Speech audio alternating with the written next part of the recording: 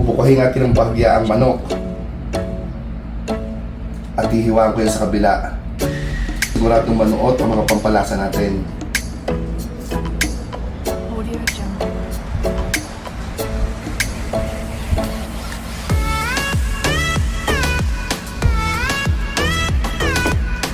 At para naman sa mga aromatics, i-blender ko yan para solid nating ma-extract ang lasa niyan. Bawang, luya, tanglad, kalamansi juice. Gagamit ako dyan ng sukang Ilocos ni Uncle Tom.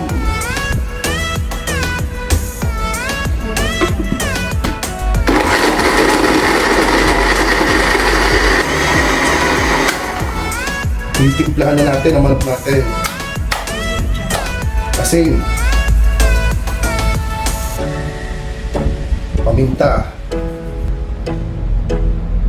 umami seasoning, at yung aromatic extract natin.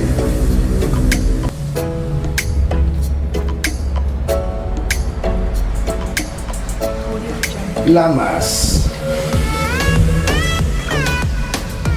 Solid na solid yung aromatic extract natin. At habang minamarinate natin yan, gagawa tayo ng garlic oil, mantika, yung bawang natin, laurel leaves,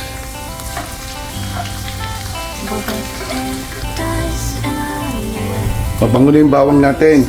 Hinaan ko na rin ang apoy niyan bago natin ibagsak ang ating anato seeds. Pipilanti kasi yan. Meron na po tayong garlic oil. Sasalain ko lang po yan at itatransfer sa lalagyan niya. Sa kawali pa rin po natin na may garlic oil, bagsak na po natin yung manok natin.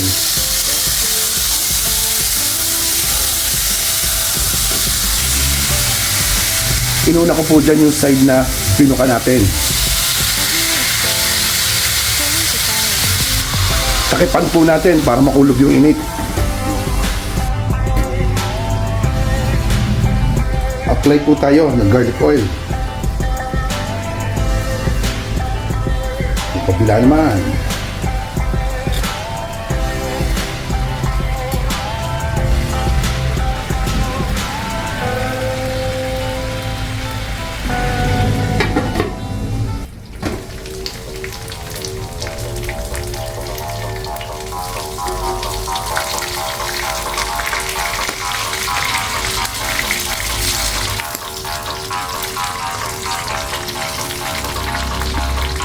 Chibuga na!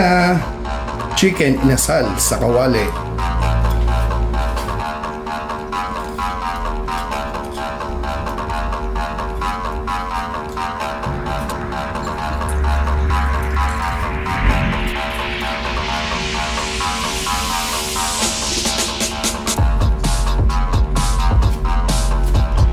Siyempre, ang kumpleto sa ating chicken inasal sa kawali, garlic oil.